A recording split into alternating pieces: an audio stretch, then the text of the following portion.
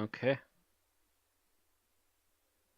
Welcome, Nordic children, derelict dads, and sentient universes that look like frogs, to the 284th episode of an Unearthly podcast, streaming live on the 5th of December 2018, and featuring It Takes You Away by Ed Heim, and starring Jodie Whittaker as the Doctor, Tosin Cole as Ryan Sinclair, Mandip Gill as Yasmin Khan, and Bradley Walsh as Graham O'Brien. Don't know if that's Heim or Hime, come to think of the pronunciation in this episode, I but think it's Heim. Hmm. Hime sounds way too Japanese. Yeah. Well, it would be like Hime or something if it was more Nordic or something. Yeah, I'm not sure. I'm not sure the nationality of the person that did it, but with the first name of Mm. Ed. Mhm. I think they're English, so it might be Heim. Yeah. All right. I am Bill Sylvia, the Man in Black, and with me are Mad Matt Winchell, Well, it was either the frog or the penguin. Randy Ronson McCulloch, Good evening. Thomas Fireheart, I swear they better make that frog puppet like an actual piece of merch. and Tim the Enchanter Sheridan. Yippee-ki-yay! Monkey Fighter. So, how's your week been, everybody? Busy. Yes, it is the first week of finals. Oh, are we going to suddenly see you disappear again? Today probably would have been that day, and like I didn't watch the episode until I sat down for dinner today. So Oh, So he last minute this thing. this yeah, will be I the am. first one that I did not. Actually, it might be I'm not sure if it's the first I didn't watch twice or the second, but I definitely did not have time to watch it It's the twice. second because I remember you mentioning that before. Gotcha. I'm in week 2 of my basically semi-exile. I can't use my car right now because there is a danger of the wheel falling off. That's right. You're getting that taken care of at the moment. I'm not getting it taken care of till Saturday, and I'm running out of food. Oh. I'm down to one meal a day. I feel like the blind child in today's episode. Only there is not much in the freezer. I looked. There's going to be little sweets wrappers going all the way to his bedroom. Only if Aaron brings home sweets. How about the rest of you? Technically, this is already second to third week of Christmas. My mom has already made cookies. Oh, God, cookies. There are 12 days of Christmas. I guess I found out I don't have diabetes, so that's good. That's always good. That's always good to hear, yeah. I like had a scare recently where it was like, well, we need to rule out if this is diabetes or not, so we'll get you to do blood tests, and they all came back normal, which was like, really? Yeah, I in know. blood. My doctors have been warning me. I was on the border of diabetes for like 10, 15 years, and I've never crossed that border. That was luck. I think. Considering maybe how badly genetics. I eat, yeah. Yeah. Like that came out more blunt than it was in my head.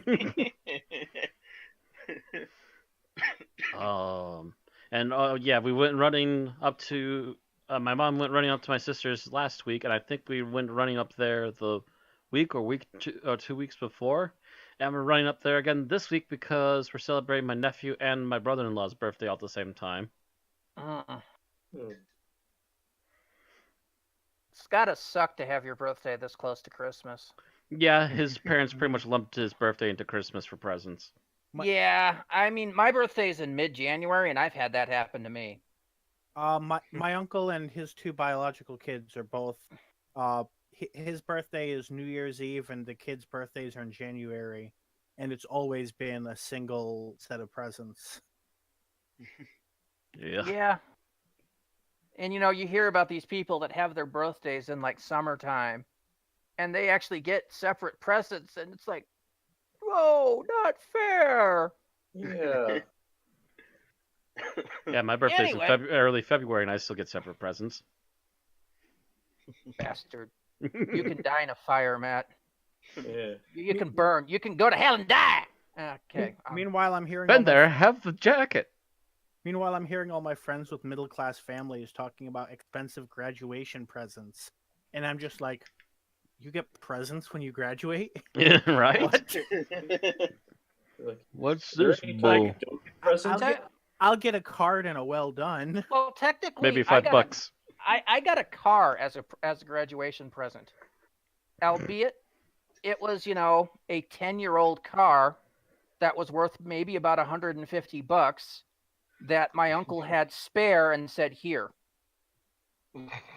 But it was better than no car, which was what I was working on before. Mm-hmm. Here, I see you've GED'd out of school, Randy. Here, have a Renault Encore. Yeah, that's what it was. AMC's Renault Encore, little hatchback. Taught me how to drive stick, though. I've never owned a car. On tonight's show, we have news and birthdays, followed by Geek Talk, which we have a little bit of. Followed by the episode summary, our review, our final thoughts, and our ratings. So let's go ahead and get into the episode. Not the episode, getting into the news and birthdays, starting with birthdays, of which we only have 2. Both of which are on the 1st of December. The first one of which is Deep Roy, who was Mr. Sin in the Talons of Wang Chiang back in 1977, and has gone on to star in so many things, I don't even want to talk to appear in so many things. I don't even want to start to list them. Because if we do, we will be here all night. Needless to say, if there is a person of limited height in your show, it's either Deep Roy or Warwick Davis. Or Warwick Davis. Or now there's Dan Starkey.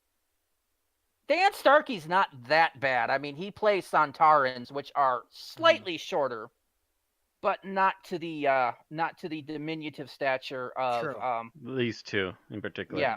Yes. There's also Peter Dinklage. Peter Dinklage. I forgot about Peter Dinklage because he was like a blip on the radar for about 3 years, and then other than Game of Thrones, I haven't seen him since. And then he keeps doing voice acting in particular lately, and Yeah. other things here and there. Well, he has a rather nice voice, so that doesn't surprise me. He's also a dwarf in the Marvel Universe. Yep, in Infinity War. Yeah. Okay, because I know he was in Infinity Gauntlet. Hmm. Yeah, the Infinity War. Okay. So anyway, he turned 61. Also, the same day is the birthday of Dennis Spooner, who was writer, script editor from 1964 to 1967. Or basically was the guy that was kind of working during that transition period. And he would have been 86, but week. What's that? So I was mentioning him last week when we had a comedic historical. Mm-hmm. And he would have been 86, but he died in 86 at the age of 53. And that's it for birthdays. We have no lost stories this week. Hooray! So we go on to episode news. Yes, we have overnight figures. UK overnight figures for It Takes You Away RN. According to the BBC, it was watched by 5.7 million people on TV in the UK, a loss of over 500,000 from last week. This made it the 5th most popular show of the evening. ITV's I'm a Celebrity, Get Me Out of Here! Once again took top ratings with 10 million. Strictly Come Dancing results show with 9.1 million viewers, David Attenborough's Dynasties, which had 5.94 million, and X Factor Final with 5.53 million. I'm a Celebrity, Get Me Out of Here once again dominated the weekly standing, taking the number 2 and number 8 through number 8 slots. And Strictly Come Dancing took number 1 again. Doctor Who did not place in the weekly top 20 for the first time this season. Yeah. That's ominous. I think the BBC's or the UK has started to lose a little bit of interest in Series 11 because the numbers keep going down. I mean, it's always going to happen. I mean, it Yeah, happens with all of them. yeah, And I I know, think but usually it bottoms mid-season, and then about this time where it's leading up to the finale, we start seeing a pickup. It's almost like an inverted bell curve. Mm-hmm. But this time, it's kind of Just constantly keeps going down. there was one little bump, but it otherwise has been dropping since episode 1. Well, at the very least, I can remember, or at least I think there are some people that are getting very panicky.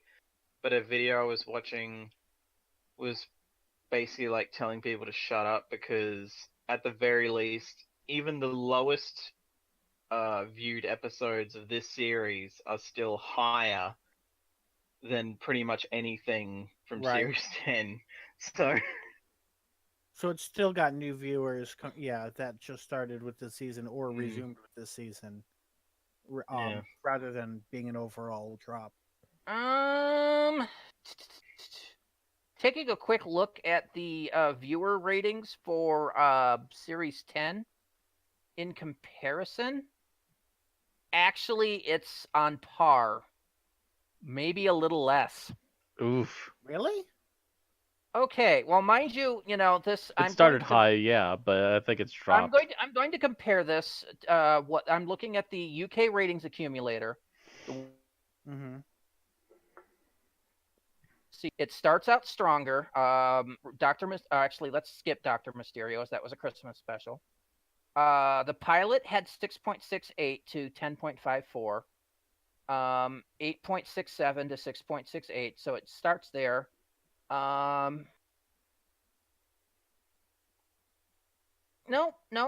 With the consolidated, it does. The consolidated beats pretty much all the ratings last time, except the Christmas specials.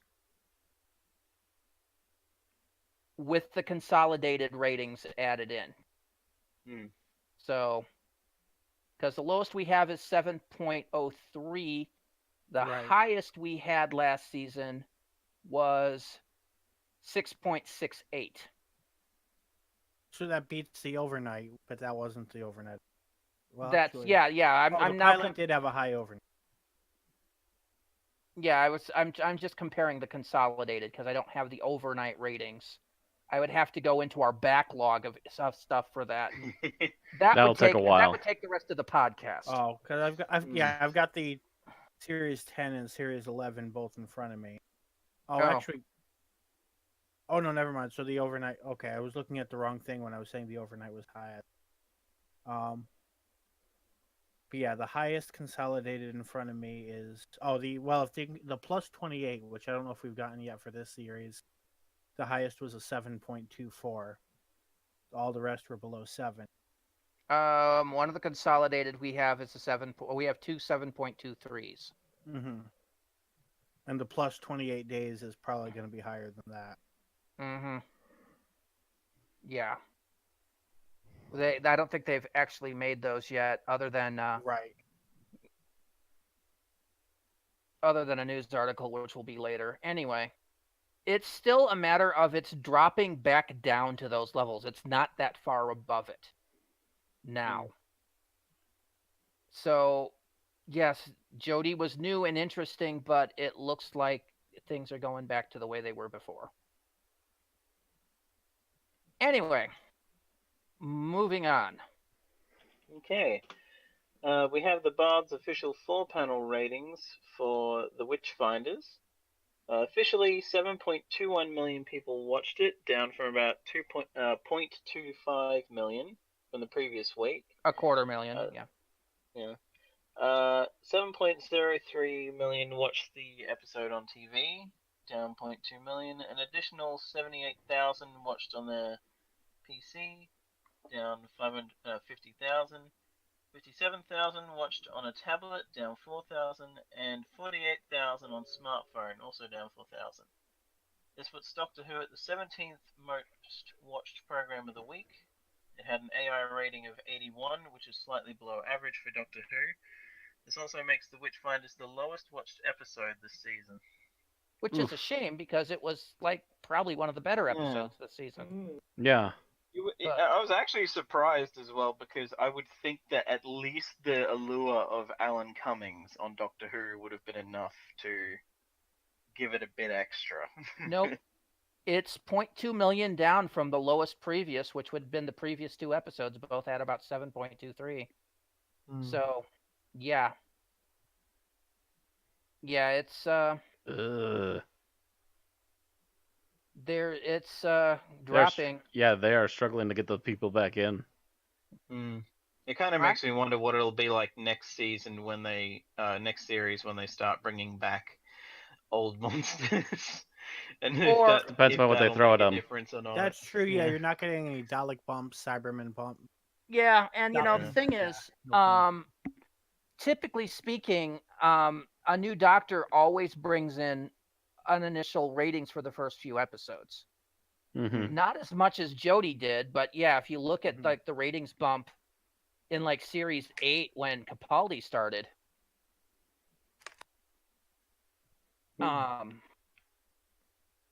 it had a larger attendance than previous, and Matt Smith's first episode had a higher attendance. Yeah, Deep Breath had 9.17 million viewers, and then after that, it slowly dropped down into the 7.27 million average for that season.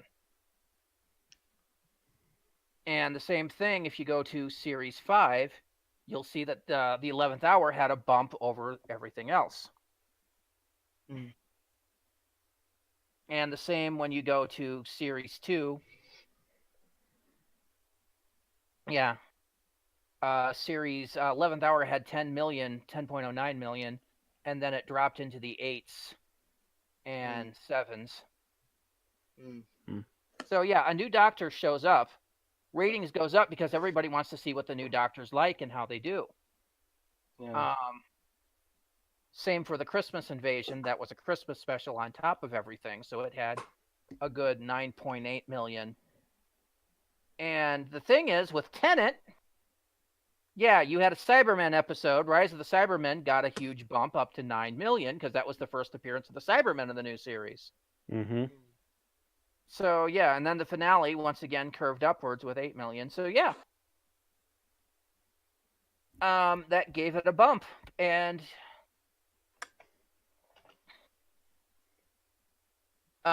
so what's going to happen next season is Jodie's going to start a new season, only now, of course, she's the established Doctor. So there's not going to be the new ratings bump, and if it continues sliding throughout the season, that might actually become worse than the Moffat era. Yeah, that'd be unusual. We'll have to see what it does. Mm-hmm. Anyways. Moving on. Okay, October became the highest usage ever for the BBC iPlayer service, and Doctor Who was a contributing factor. The premiere for this season garnered 2.962 million requests in October, second only to the premiere of Killing Eve, which got over 3.5 million. It was also, it was the highest usage ever for iPlayer, so that was the big thing they were celebrating. But yeah, Doctor Who was number 2 in there, so awesome.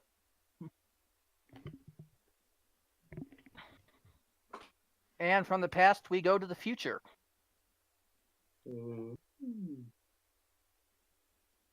Bill? Oh. So we have the synopsis for this coming Sunday's series finale. The Doctor and her companions received 9 separate distress calls, all originating from the mysterious planet of Ranskor Avkolos, littered with the remains of a terrible battle. The only clue to what has happened on this world is a commander named Paltraki, who has no memory.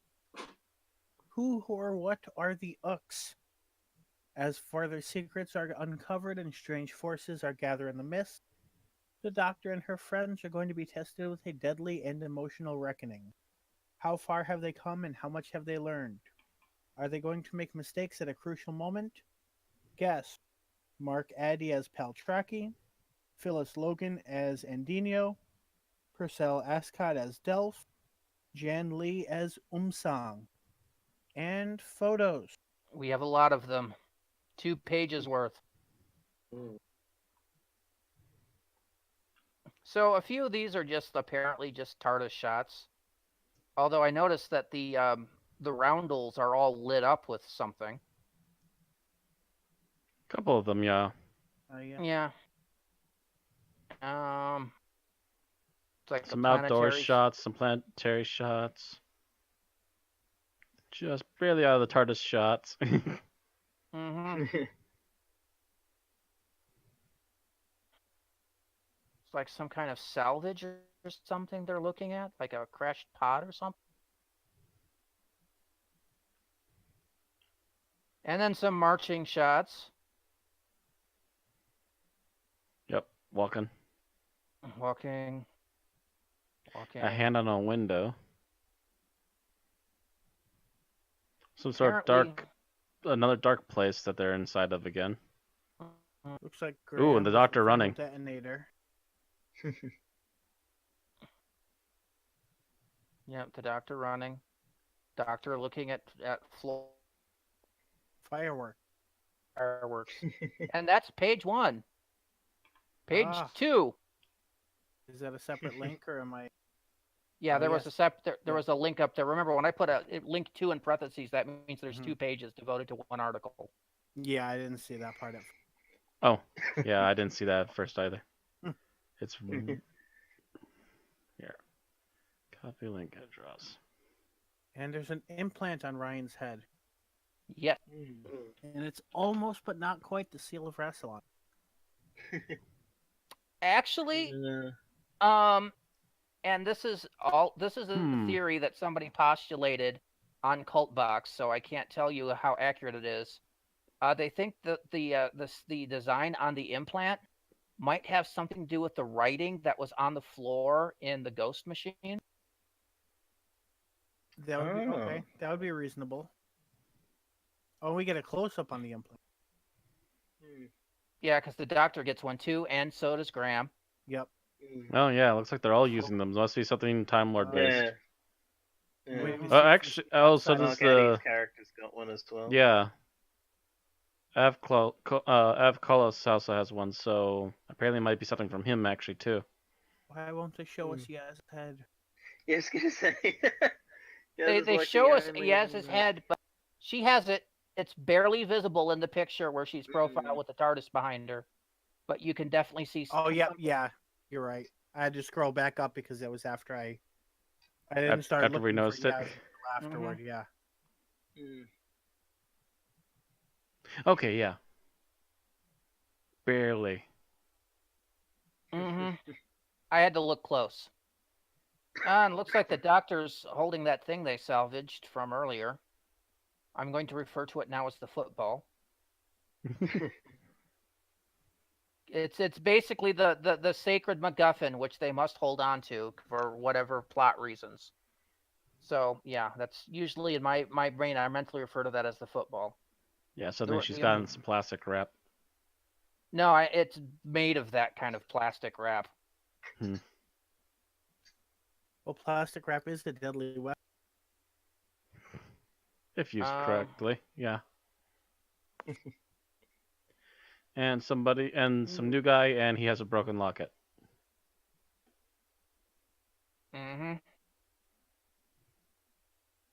That's Andinio, according to the picture. And yeah, he has a locket that's missing stuff. So that's really all we know about this. Like I said, there's a theory that something that's going on is related to Desolation and the Ghost Machine, but it's pretty flimsy right now. Yeah, we don't know for sure right now. It might be a tie back. We'll have to wait and see.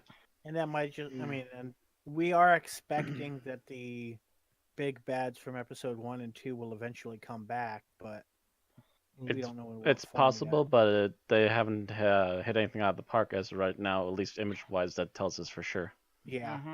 So either that or Chibnall is. That would be interesting if Chibnall just splooged a bunch of unrelated, like photos that show us nothing, because all of the actual plot twists are like, if these are all like the first 5 minutes of the episode, and then all the plot twists happen after that. Mm-hmm. You know, and after name You want dropping the bad, photos? Here's photos. yeah, and after name dropping the creatures again in the Ghost Machine, I think it'd be funny as hell as if they never showed up again. It's just like, you thought these were going to be the recurring monster for this series? Think again. You thought it was Chibnall, but it was me, Muffet. All along.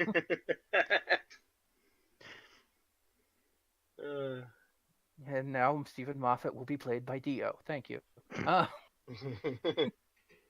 Oh, no, don't want to think about that. All right. I think that's all really we have to say about Ranskar Kolos yet. Because we don't know anything else. Yeah. All right. So, in different news, the BBC released a teaser today for the next classic episode to get an animated redo. Patrick Troughton, Michael Craze, Anarchy Wills, and Fraser Hines star in the season 4 serial The Macra Terror, coming out in March 18th, 2019. Both color and black and white versions will be available, like The Power of the Daleks was, and it'll be released on video on demand, DVD, and Blu-ray. US can expect to see it on iTunes and probably eventually on BritBox. I have no idea if it'll make it to Netflix or not. Did Power ever make it to Netflix? I don't think so. I think Netflix has dropped all Doctor Who at this point. Netflix US, yeah, and I think US is the Netflix only US place where has, Netflix doesn't have it. Yeah, I would check BritBox. The only thing in Australia, like Netflix Australia has Doctor Who, but like that's the only Doctor Who related thing it has. Is like the show, the new Who, and the TV movie from the 90s. That's it. Yeah. Like even Torchwood isn't on it anymore. Yeah, I'm pretty sure BritBox has Power of the Daleks, the new animated version, because they've been slowly getting all of pretty much everything. The only thing that BritBox is missing is a few Dalek serials, which shocks me when they're actually missing them. I'm honestly kind of surprised that they're doing color animated versions of this, especially since it's the BBC, so you think they'd be stingy and cheap and just be like, nah, fuck it. They did it with Power of the Daleks too, is the thing, and I assume that must have done well enough that they decided, you know what, let's keep doing color versions too. It's easy to make it black and white afterwards. I think there was a pretty high demand, especially since the hard work is already done at that point. I'm sure it costs money to color it, but not nearly as much as it costs to animate it and everything else. Especially since everything's done digitally these days. Yeah. I mean, if you were trying to hand color cell panels, and even then, like the animation isn't like the most. It's not crap, but it's not like the most. It's not like it's the most amazing animation. Yeah. Yeah, it's like something you could make in Flash for some of the older. That's stuff. what most of it is. It's like adult. It's at best Adult Swim quality. Which I always funny because I always kind of don't mind just because it kind of suits the low budget thing of Doctor Who and the. Yeah, could you imagine? Disney animates the Highlanders. Oh, God. Yeah, they don't want to give you HD animation and whatever negative HD live action is. You also don't want the animation quality to be so good that it outstrips the the 50-year-old audio. Right.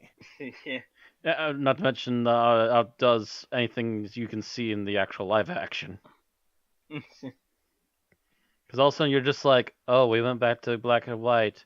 Which it's really boring. The color already risks that. Yeah, I don't know if you guys saw the trailer. Because all it is a teaser. It's a teaser where you see the shadows of the Macra. Shadows of the Macra, and it looked fairly badass. I mean, I looked at that and I'm just like, ooh. I oohed. Yeah, I'm framing it right now for the stream. Now, hopefully that they're doing that, they'll get around to actually animating the episodes that are missing for the Underwater Menace. Because it's kind of annoying. 2 of those are missing still. What's that? He wants Underwater Menace animated. Because it turns out that they released it without having animated 2 episodes that are missing. So that's going to be fun next season. Mhm. And I think we're still looking for the Briggs first appearance, so they can hurry up and animate that. No, I thought they did that one. No, they didn't. They did the Ice Warriors one. Never mind. Ah. But yeah, if you watch the trailer for the Macra and you watched it crawl across, it's not that stilted animation. That animation's pretty fucking fluid. Yeah, that's some pretty fluid animation. Like I said, I'm frame by framing it, so it's a little Yeah, bit slower it's than normal, and it's just ooh. it And part creeps of the me the issue with the fuck out. stilted was Cybermen and Daleks have a stilted way of moving. I'm not talking about the Cybermen and the Daleks. I'm talking Mhm. about the way the humans moved. In the animation. Yeah. We're talking about the animation quality. Right. Well, what I was saying was the previous animated ones were Cybermen and Dalek. Yeah, the thing is, I actually want to see the Macro Terror now. I've never even read it. So I've seen like little tiny clips that were like in previous shows and stuff, but that's been about it. I'm gonna watch that, and then I'm gonna turn around and watch Gridlock. All right, so we'll move on from that. Yeah. So, this Friday evening at 6:50 p.m., Jodie Whittaker will guest host the CBBC children's show Bedtime Stories, where she'll read Ada Twist, Scientist by Andrea Beatty and David Roberts. Originally, it was supposed to be Adele Ray reading Whatever Next. However, Adele was unable to perform, and Jodie graciously stepped in. This is, of course, UK Standard Time that these times are in. That should be obvious, but I thought I'd point it out. Very good. Jodie will also be appearing at 8 p.m. on Channel 4's Jamie and Jimmy's Friday Night Feast, where Jodie will be preparing dishes including roast pork, complete with a double helping of crispy crackling, and an authentic Thai beef massaman curry. We're assuming that Jodie's ducking her head up and making stuff because the finale is due out on Sunday. That's a possibility. So she's making the appearance rounds. She has time and she can do it, and it'll help promote the show a little bit. Yeah. Yep.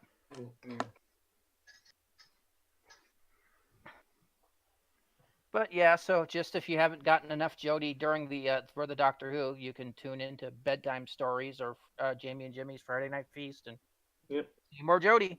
Mm-hmm. With pork. With pork. And curry. Oh my. Okay. I imagine Yaz won't appreciate the pork very much. Well, that's yes, but I don't know if she would like the Thai beef curry either.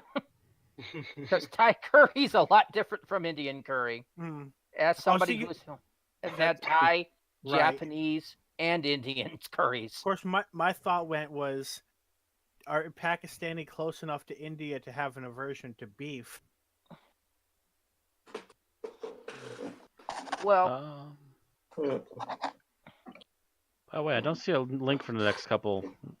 Oh, sorry. That last one was added like literally last second because I was the next couple I added at the last second debating on. You are constantly in and out tonight, by the way. I am? Yeah. At least on my end, you are a little bit. Yeah, there was some static sound there. Like, I don't know if there was a mic issue or. No, that was someone else, I think. But okay. Randy's been in and out like throughout the stream for me. I don't know why, but at least it's only for a split second. Okay. All right. So as long as this works, there we go. Ooh. Don't get your hopes up. It's a UK only. Okay, go ahead. Yep. Okay, DoctorWhoNews.net has a contest to win a copy of Real Time Pictures' new DVD, Doctor's Villains, for people in the UK. This DVD is a set of interviews with actors who played classic Doctor Who villains, including Ian Collier, who played Omega in Arc of Infinity, Bernard Archard, who played Marcus Scarman in Pyramids of Mars, David Goodison, who played Davros in Destiny of the Daleks, Peter Miles, who played Nida in Genesis of the Daleks, Julian Glover, who played Scarroth in City of Death, as well as a tribute to Roger Delgado, who played the original Master. To enter the contest, send an email to comp-villains@doctorwhonews.net with the subject, "You see, Doctor, you're my intellectual equal, almost." Include your name, address, where you heard of the contest, an Unearthly podcast. Finally, include the name of which of the above interviewees that appeared in Doctor Who alongside Roger Delgado. Hint, it's not the role they are most known for. To be honest, I'm not sure the answer to this. I was trying to figure it out earlier, but I ran out of time. Yeah, I have no clue either. Was that not Terror of the Autons? Maybe. No, it's not. It's name which of the actors above Oh, Has appeared Also- with a Delgado. also appeared in the Delgado Master story. oh, never mind. I'm sorry. I thought we were trying to identify the quote. No, Nope. no, Okay. Bad Bill. Sorry, I'm. Yeah.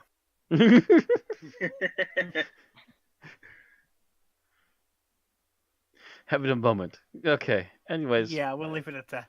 Yep. Yeah, none of us seem to know this offhand, so I have a couple of thoughts, but I haven't fully researched it.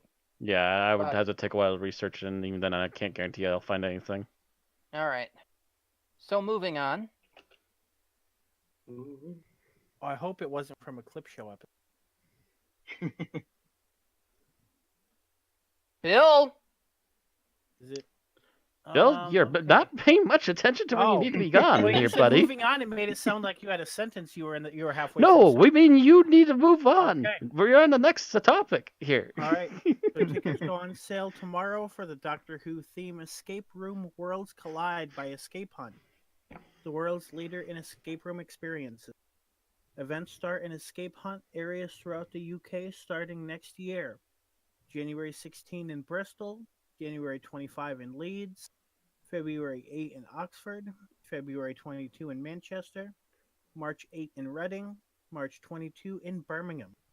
Tickets can be bought from the Escape Hunt website, www.escapehunt.com.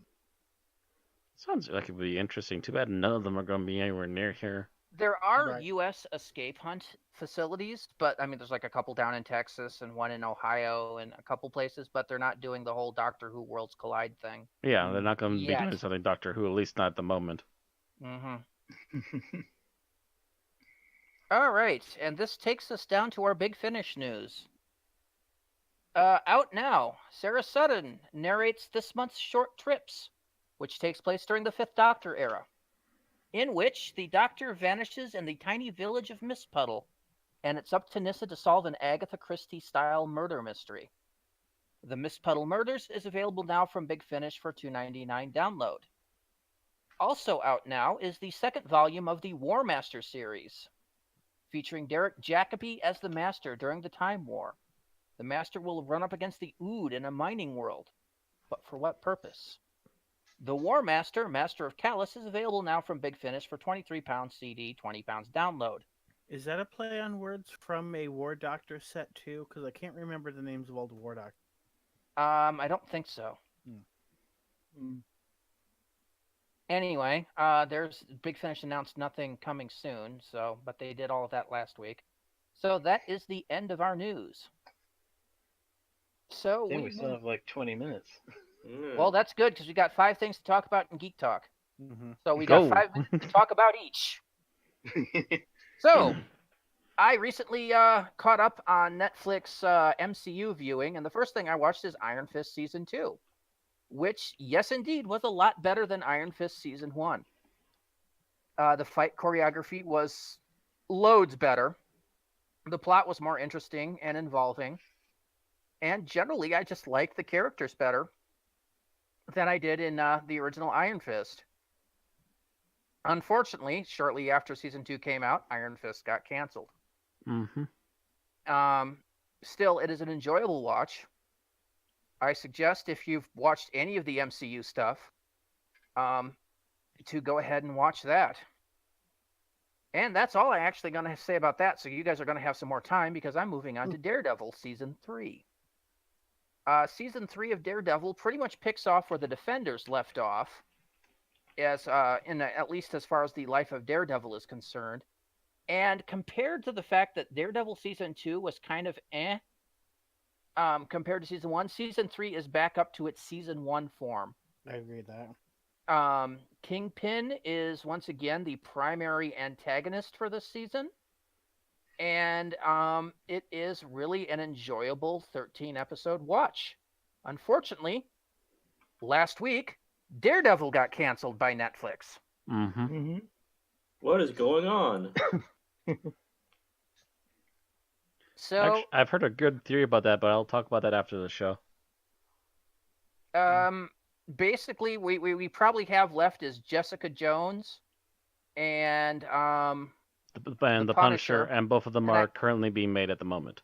Yeah, I was going to say, I thought they were at least in production, if not past they're that in point. production for 2019 releases, but I expect them both to get canceled following their next season. Mm-hmm. Agreed. Yeah. However, if you have watched any of the MCU stuff, I would go ahead and watch this. In particular, I would watch Daredevil, as I still think it's better than Iron Fist. It's also the flagship that started this whole shebang. Mm-hmm. It is the flagship for the Defenders series that's going on Netflix at the moment. Unfortunately, a show on CW is trying to do the exact same plot as Daredevil Season 3. And someone's kicking themselves wishing that they knew what Netflix had been planning. Because by now it's too late to change. Whoops. Was it already out for like a month or two when Daredevil Season 3 hit? No, what Daredevil Season 3 came out in October, right? I think so. And all the CW shows started up like the first or second week of October. So it hit like hit almost simultaneously. About the same time, yeah. And probably Daredevil did it better. Yeah. Yep. Based on what I've seen so far. I still need to catch up on the Netflix shows. I need to actually sit down and watch the bloody things. I really ought to at this point before they all disappear. I'm still stuck in like Jessica Jones Season 2. Yeah, Jessica Jones Season 2 has its issues. I couldn't single sit that one. I would say of all the Season 2s, Iron Fist is the best. Oh, yeah. Which of all the Season 1s, Iron Fist was the worst. So yeah, so, take that as you will. A general. And mind you, I honestly didn't think it was that bad. Iron Fist Season 1. I still enjoyed watching it. But a lot of the Season 2s tended to be kind of bleh. Except for Luke Cage. Luke Cage Season 2 is actually pretty good. It was good. Yeah. I still had, but then again, I also was just digging all the reggae music too. Right.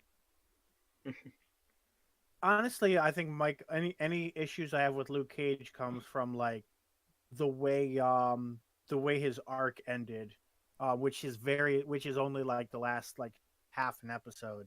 It definitely was setting it up for more Luke Cage, and then they canceled it. Yeah, definitely.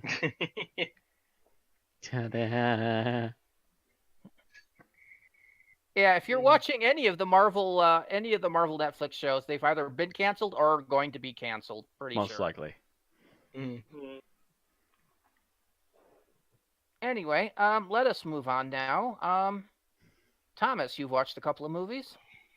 Yep. I think it was the last chance I had in my town, but I got to see the new Pokemon movie, The Power of Us.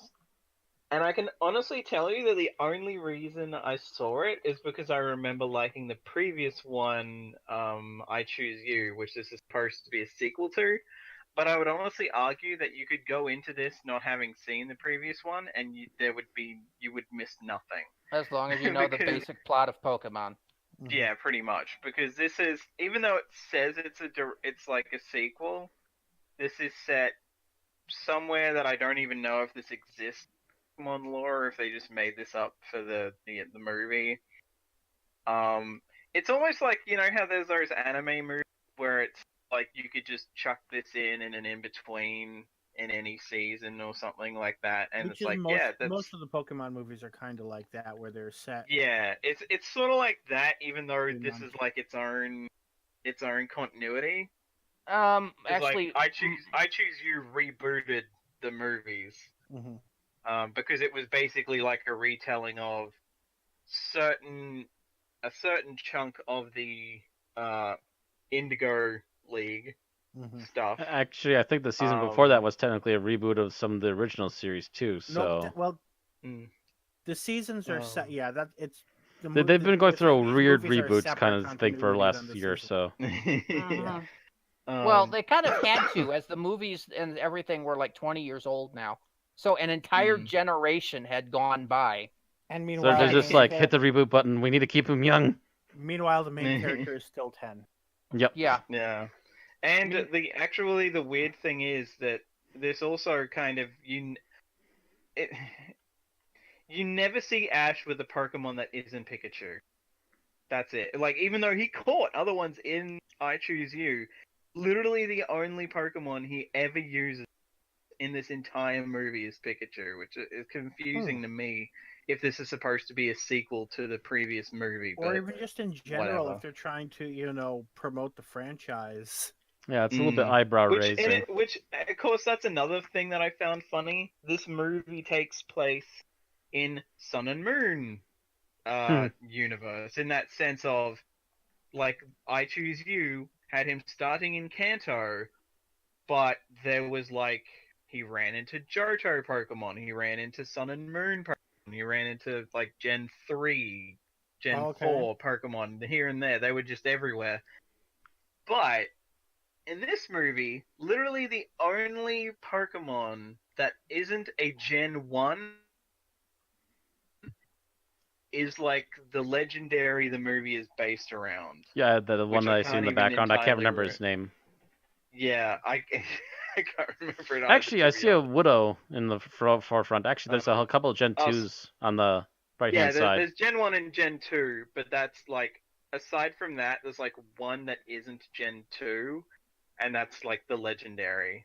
Yeah, and I think that's that legendary was a Gen 3. Yeah, I was going to say there was speculation that Melmetal would appear in this movie. Yeah, it's like, the movie's good, honestly. Like, as a self-contained, it's in like it's like it's based in this one city, and the mountains near it, and that's it. So as far as scale goes, it's actually a reduced scale technically. That's also a little bit odd.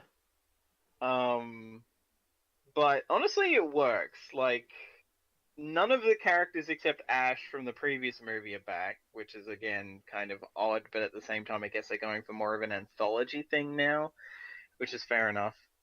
But yeah, like, I liked some of the characters. It was just generally, it was fun. Like, and there's some darker-ish elements in there, and there are some points near the end where it seems like they're getting a bit heavy with the moral, like, or amoral that they're trying to get across, and it's like, Happens. Pokemon heavy with a moral? Nah. Say it quickly. Yeah. Well, the thing is, I mean, they are trying to reboot because they just rebooted the games too. Because the new games are now the Let's Go games. Let's which Go are Eevee and basically- Pikachu, which is Gen 1, yeah. It sounds more like this movie is mainly promoting those games than the main series. Yeah. And in a way that actually makes a lot of sense, because one of the characters ends up with an Eevee for the whole movie. So. Yeah, Let's Go Pikachu and Let's Go Eevees are basically remakes of Pokemon Yellow, way back from the day. Only the catch a Pokemon system is now similar to Pokemon Go, which is apparently now their big moneymaker. So.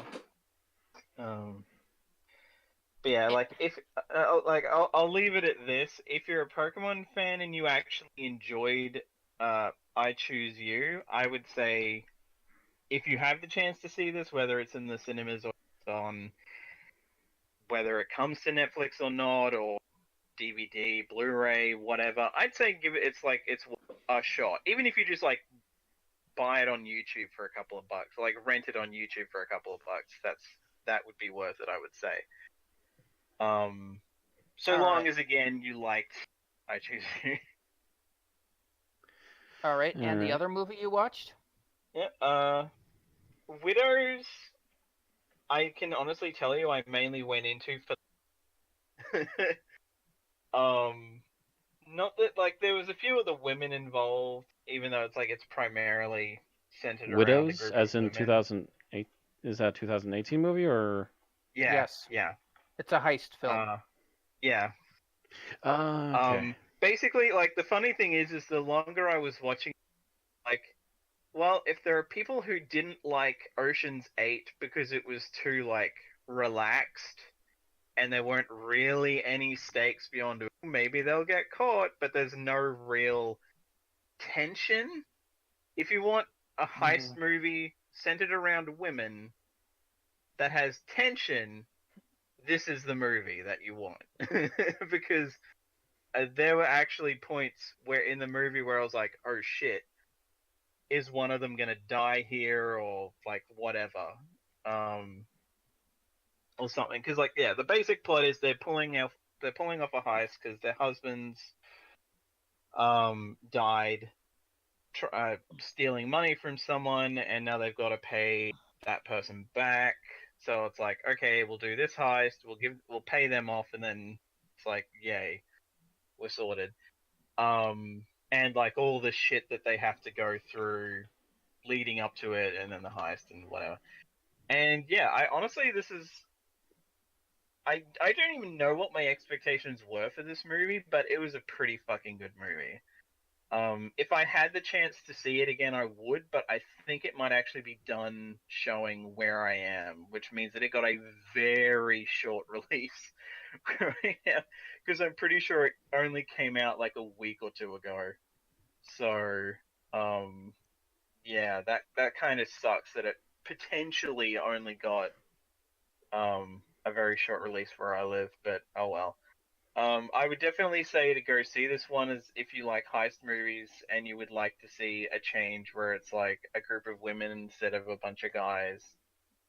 Um, I feel like if you're someone who is like, oh, they're trying to push all this SJW shit in movies now, then yeah, this probably isn't the movie for you, but, you know, you probably wouldn't have wanted to see this movie anyway because the main character is a black woman, so fuck you anyway. But but yeah, like as far as I'm concerned, this is a movie that I will most likely buy at some point when it gets a home release.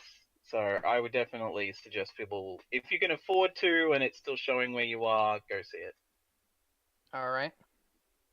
And so, Bill, you recently saw the Disney Christopher Watched Robin movie. Christopher Robin at a school event. I think I missed probably the first 15 minutes to half an hour, uh, which is, I'm not going to say it's a good thing, but I'm guessing that there was some, well, actually, I know that there was a young Christopher Robin on IMDb, and I never saw that scene. So whatever segment that was, I did not see, uh, which is probably an improvement on what I saw because I had to give it some benefit of the doubt in the beginning because uh, the part that I first saw was a lot of like office meetings and like seemed to be like intentionally boring scenes.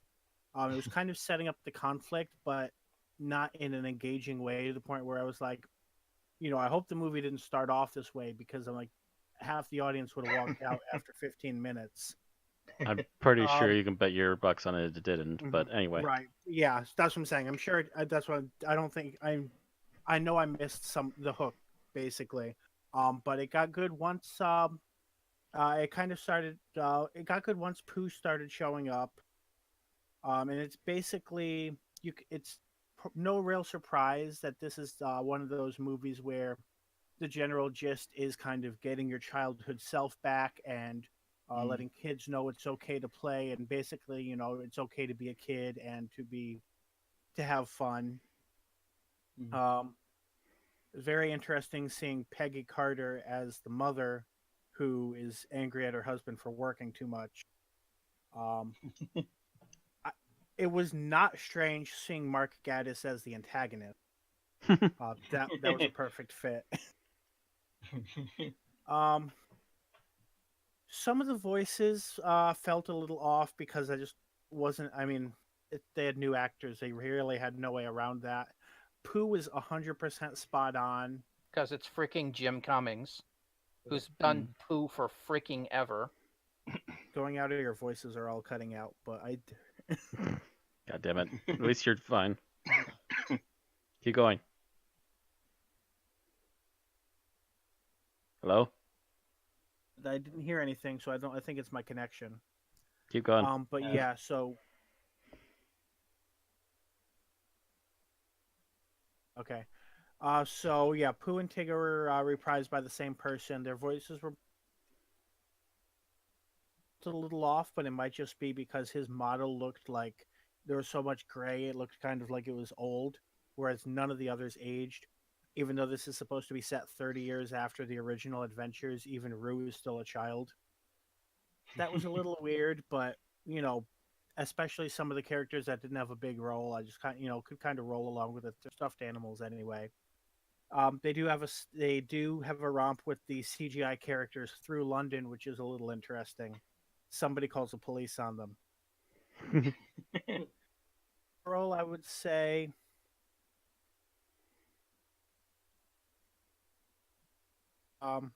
again, that one part in the beginning wasn't all that great, but it's intended to set up, say,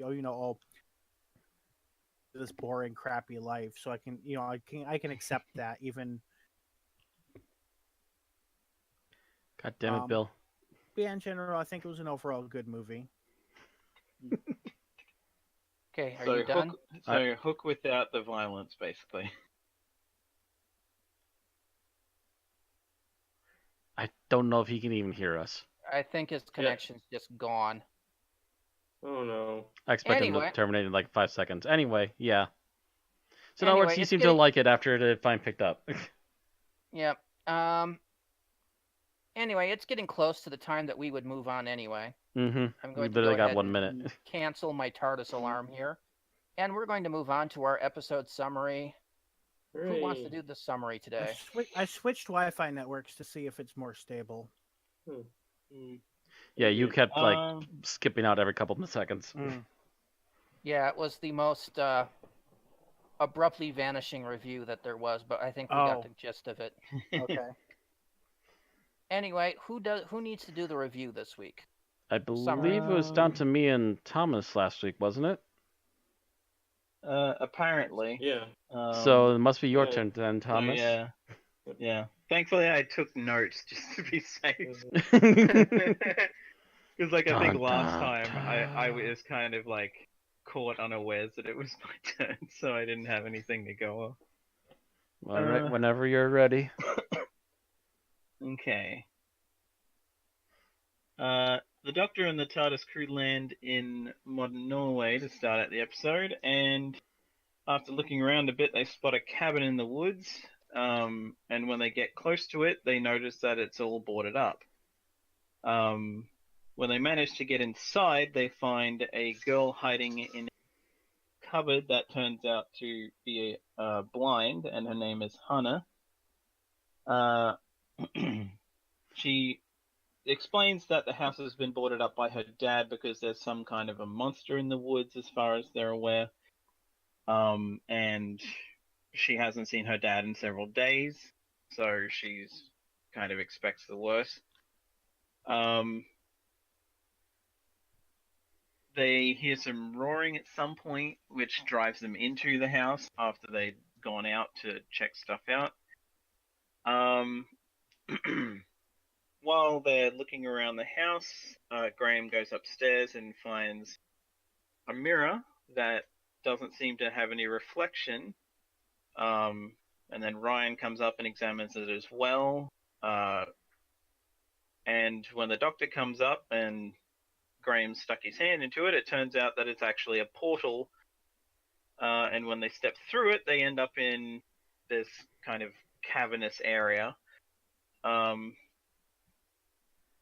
With Graham and Yaz accompanying the Doctor in there, and Ryan staying behind to keep Hannah company because they don't want her going in there. After walking around in there for a bit, they find a creature called Ribbons, who only relents to take them to where he's seen Eric go when the Doctor offers up the Sonic as collateral, essentially. Only for Ribbons to eventually turn on them and try to kill Graham, and is pushed down, and it turns out that there are these flesh moth things that end up eating Ribbons when the light goes out, and Ribbons is too... The allure of grabbing the Sonic is too great, and he moves, which attracts their attention, and they eat while the others run off and go out another portal, which leads them into a sort of mirror world where they happen to find Hannah's father, Eric, and it turns out that his wife, who was thought to be dead, is there as well. So there's a lot of unanswered questions.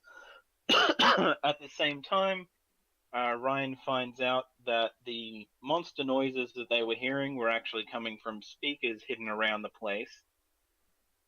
But when he goes back in the house to tell Hannah what's going on, she knocks him out and goes through the portal on her own, only for Ryan to eventually come to and follow her in. As it turns out, this parallel world or whatever that they're in happens to have Grace in here as well, and apparently she appeared as soon as they came through. So Graham is, as much as he wants to believe it's real, is very skeptical at first. And he and Grace have some time together, as the Doctor realizes that what they are in is the Solitract, which is a sentient universe that was expelled into its own sort of pocket dimension or something, to keep it away from our universe. And that it was, and the Doctor also eventually realizes that the reason it's taking the forms of Grace and Eric's wife is to try and entice them to stay there, because it wants to be with our universe, but it can't because the universes can't coexist.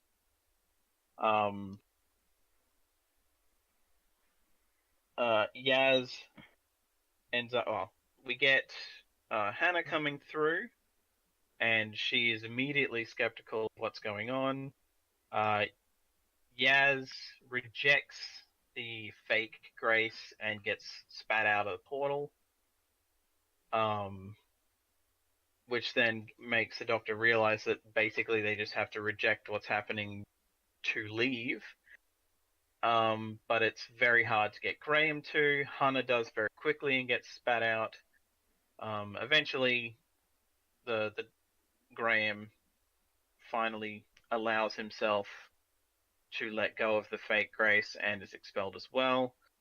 The Doctor manages to convince the Solitract that it's better to keep her than Eric, so Eric reluctantly finally gives in and gets booted out as well. And the Solitract takes on the form of on a chair, now that the Doctor is the only one left. He said frog on a chair, by the way. He hiccuped on my end. And they have a conversation where the Doctor says that as much as she wants to stay, she can't, because the universe is still essentially imploding with her presence there. And so the Solitract, to save them both, kicks the doctor out, who manages to make her way back to the other portal with the rest of them, managing to get out safely, and the mirror breaking behind them. They say goodbye to Eric and Hannah, who Eric has basically decided to go back to Oslo and get away from all this. And as they are about to leave, Ryan and Graham have a moment where Ryan finally calls Graham Grandad, and they hop on board the TARDIS and leave. And that's it. Give you a couple seconds there. You got that in about 7 minutes. All right. Not really surprised. Question about the ending in the fake or in the whatever the Solitrax universe. I noticed that the shirt was written from right to left. Did it go The left to entire right at the end? thing, all the shots in that were flipped. Okay, apparently.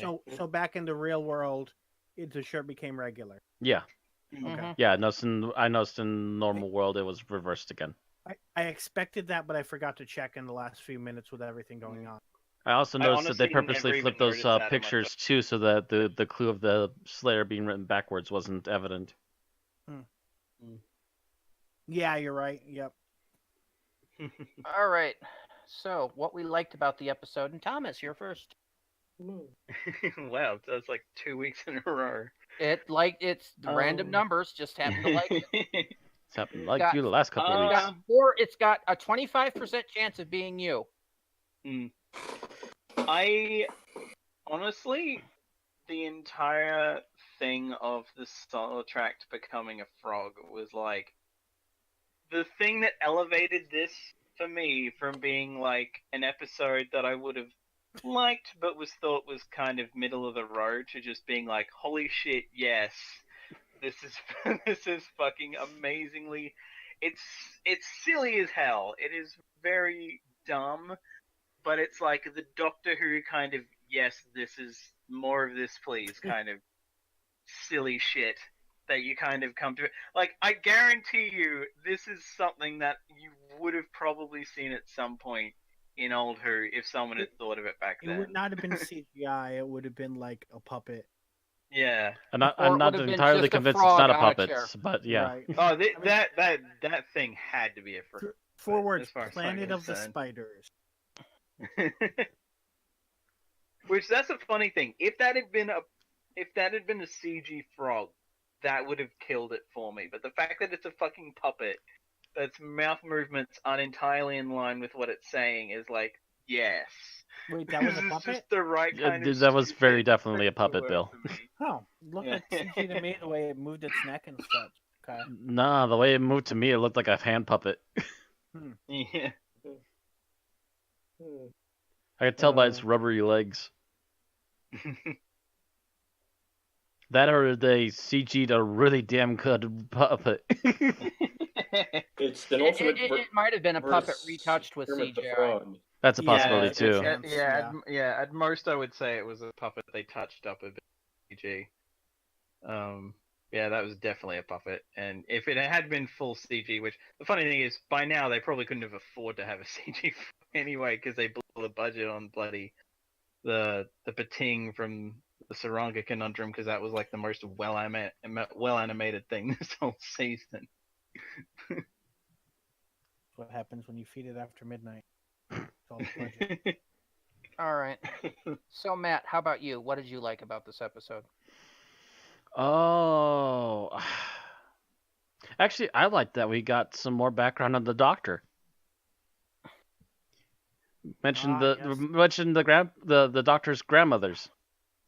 She liked particular number 5. Mm-hmm. Now, I was confused about that. Not knowing much about like how Time Lord reproduction biology works. Did that mean she had 5 grandmothers at once, or did one grandmother go through like 7 regenerations? Yeah, that's my assumption is that that's regenerations. So the Doctor had a grandmother that regenerated a couple times. TV writers are intentionally ambiguous about things like that, whereas novel writers try to be very specific and lore-y, and we're not going to get that deep. Yeah, it'll take all night. Yeah, the official response to that is maybe. Okay. It's whatever you the want way it to be. I feel the way they paraphrase set it Moffat. off, it's like, Yeah. it's one grandmother that regenerated. It's remember Moffat's comments on canon. Whatever you want it to be. Kind of in a way, because Chibnall is playing really fast and loose with canon too. I would like to point to week 9 of the fan service hotline on that. Mm. And the let's see, which one was it? The fan service hotline comes via Cold Box, by the way. Yes, it does. Yes. Press 5 if you narrowed down your headcanon a version of Granny 7 to either the woman from the barn, Iris Wildtime, or a glitch in the looms.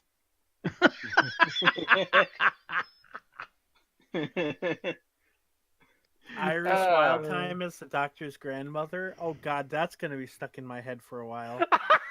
I'm glad to ruin Especially your since brain. this is a multiple universe story, and she's Bum, a bum, a dimensional bum. traveler. Yep. I've just broke Brill. Okay. Awesome. Yep. He sent his hamster spinning. And while your hamster's spinning there, Bill, tell us what you liked about this episode. Okay.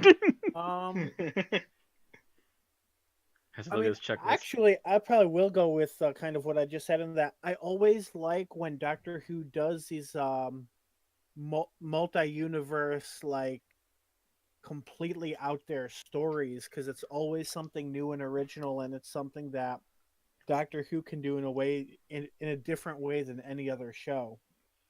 Nobody even needs a beard for it to work. Oh, I don't know. We haven't reviewed Inferno yet. Here's a little spoiler. They made Nicholas Courtney shave his mustache. No, we reviewed it. Yeah, we did. We did. That was lost. You have short-term memory loss. We review a lot of things, but yes, they made Nicholas Courtney shave his mustache for the I have Brigadier. never watched Inferno. Are you sure we've reviewed it? Yes. I think you might have been gone. Yeah, you would have been Possible I was, away yeah. at the time. Yeah. It's another one of your reviews. A shame, Oh. Bill. It was Liz Shaw's final episode, even though that wasn't a departure. Correct. Yeah. So yes, we saw that one. I didn't remember reviewing it, but then again, we did a lot of things last season that You want to forget? that kind of got all kind of mixed together and stirred up in a bucket. Anyway, but yes, Inferno did have the alternate universe version of the Brigadier sans mustache. So that's where the corollary to the your evil dimensional counterpart must have a goatee. Is that if you have facial hair, your evil dimensional counterpart will be without. And that episode is the sighting of it. And if you're Jamie, they'll just replace you with a different actor for a couple episodes. Because your accent really felt sick. That really was an alternate dimensional version. That was just them fucking with us. I still have trouble believing they did that. Anyway. So Bill, you went. So Tim, what did you like about the episode overall? Overall, I just love how like the big grand ideas it had, like the idea of a sentient universe. Like you've heard of Ego the Living Planet. Well, here's Kermit the Living Universe. Hey ho, Kermit the Frog here, and I'm here to tell you about this big sentient universe that wants to be your friend. It's me! Yay! I came very close to like pitching a bit for the intro, but then I was like, I watched the episode the night it came out, so I didn't spoil that for anyone. Now I'm just seeing the close up of the frog. It's not easy being green. There was so much we thought about. There was a dozen or so things I thought about it. Did we actually have an opening bump? Yes. Yeah. I originally went with Thomas's first idea, and then I had an additional on that. I asked which one you wanted, and nobody said anything, so I flipped a coin. Yeah, I was asleep when you asked. I almost clicked it, but I was like, wait, I haven't seen the episode yet. Why am I spoiling myself? So I did not watch it. I think when you asked that, I think I was in the process of finally making food for the day. That was hours ago. Yes, and that was when I finally decided to get it. Actually, either that or I was in the depths of writing up the episodes, the news articles for tonight. Either way. But I just really enjoy it when episodes are entertaining, but they also hint at like concepts that are probably too complex for the human brain to wrap itself around fully. So they do something silly to make it easy to understand for the time being. Mhm. How very hitchhikers of them. The internet did go nuts with this episode taking place in Norway and all the mentioning of fjords. You know, there were so many. There were so many Start of Bartfist references. Speaking of hitchhikers, apparently they recently discovered a pattern that looks like a dolphin in Jupiter's ongoing gaseous storm. So of course there were all the, was it next to a bowl of petunias and other such jokes. Well, you see, that's just wrong because that was a whale. Afterwards, it should have a message: "So long and thanks for all the fish." That would be the correct reference to have. That was the most common reference. I think it was also. I think, yeah. I'm not going to defend the other, but both of those comments were made frequently in the comment section. Yep. All right. So what did I like about this episode? I think, at least for the first part of it, the amount of tension you have with the howling monster outside and everybody's there. It's all very kind of this creepy monster in the woods kind of feel. And then all of a sudden spins it on the head. I suddenly enjoyed that until he pulled out the speakers. I'm like, okay. Then you go to suspicious, and mind you, that had occurred to me earlier in the episode, but I dismissed it, and then I discovered I was right. God damn it! You just want to kick yourself after you doubt yourself, right? Yeah. Yeah. Which of course is a funny thing because it means Ryan was right the whole time. Yes, it does. I started wondering what was going on when the portal was inside the house, but the monster was outside. Mm-hmm. The monster's well, we also the had the information that the father had disappeared, so I had wondered if the portal was the way it found itself inside the house, but yeah, and then you wind up it's two completely separate things, and the father's just a jackass. All right, so what didn't you like about the episode? And Thomas, you're first.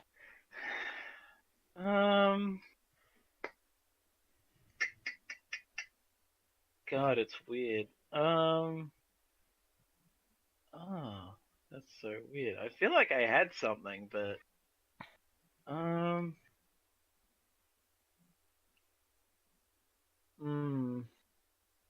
yeah, I'm gonna have to pass. For some reason, I can't think of it. Okay. Matt, how about you? Something that I didn't like about the episode, you said? Mm-hmm. That's actually a pretty good one. There's actually, I legit don't think there's anything I hate about this episode. Trying to think of anything in particular. Get nitpicky if you have to. Yeah, I'm trying to get nitpicky right now, and it's just like, the only thing I can complain about is that it seemed too obvious why these guys should give up and run, because that much persuasion against them, even in a Red Dwarf episode, they would have been running for the hills by that point. But that, again, that's getting extremely nitpicky, and I understand that apparently that that living universe apparently has some sort of psychic control on you a little bit to try and persuade you to stay, I would assume. Well, either that or they were just that desperate to regain their loved ones. Both is a possibility, yeah. If only Yaz had a loved one. A grandmother, maybe. But she's not dead yet. But the Doctor, there's several characters that Doctor would have wanted to have back. That would have taken up. Yeah, but the problem is the Doctor's too smart. The Doctor kind of was the one that the Doctor already knew what was going on. Yeah. And it's just like that, and the fact that if Adric suddenly showed up and went hi. That said, people have been saying, "Oh, how are we going to get River Song back? River Song needs to come back." That would have been the way for it to actually work within the plot and not break everything. I'm not saying they should have, but it would have worked. True. Yeah, and at that point, you realize that's the point I would have turned the episode off. And then, right? Yeah. I will say the Doctor would have had the same reaction as Graham. You're obviously fake. What are you doing here? I'm pissed off. Except he probably wouldn't have gone. She would not have gone quite as far to the acceptance route later on. Mm-hmm. She would have been right on top of that right away, just like no. Yeah. But then there wouldn't have been as much room for Graham's plot. Yeah. And that would have been a point to accept for some character development for Yaz, only guess what?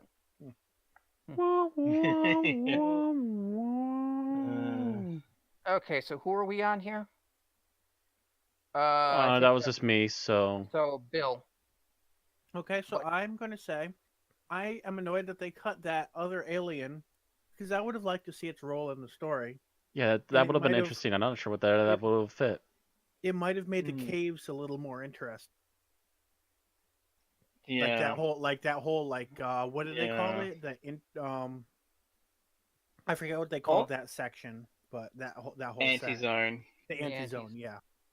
Yeah. I feel like it was either supposed to be that, or maybe it was supposed to be like the physical representation of the Celatrax. It was supposed to be in that anti-zone though, Possibly. because he was in the caves and also with ribbons. So. Oh yeah. Maybe it was supposed to be like something that he was subservient to. Then I guess. Or maybe. Just another or another creature that's in there too. Yeah. Oh, okay. Tim, how about you? What didn't you like about the episode? I thought the whole arc of Han hating Ryan at first, and then all of a sudden at the end, she likes him, was kind of rushed, and not we didn't see it happen, or it just happened. I don't know. It kind of made sense to me. It made sense to me, but it was rushed. Yeah, it was rushed.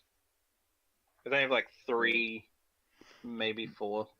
Yeah, it felt like they stripped down what happened to together. them a lot, because it seemed like Ryan was helping her through that cave for quite a while. Mm-hmm. And they had everybody else's plotline to get a hold of. And this is the issue with having so many companions. Yeah. Which is why they might be slimming it down after the New Year's episode. Yeah. We'll see. Because technically, we've been having growing pains all year. Because So one of these companions doesn't get time like the others. So I didn't like the whole anti-zone thing in general. It didn't make a lot of sense for what it was supposed to be and what we got from it. It just was kind of... Okay, I got it that it was supposed to be a buffer zone, but it didn't feel like a buffer zone. It didn't feel like, some kind of null space. Of course, when I think of something like a big-ass buffer zone, I kind of think back to Warrior's Gate. This is actually where I was going to go. It's like, this is supposed to be like Warrior's Gate, but it's not really a lot like Warrior's Gate anymore. Yeah. And actually, I would probably prefer to Warrior's Gate if it was supposed to be a big null zone. Yeah, that would have made sense. Instead, we get... It would have made sense, and also would have been a nice callback. Yeah, it would have.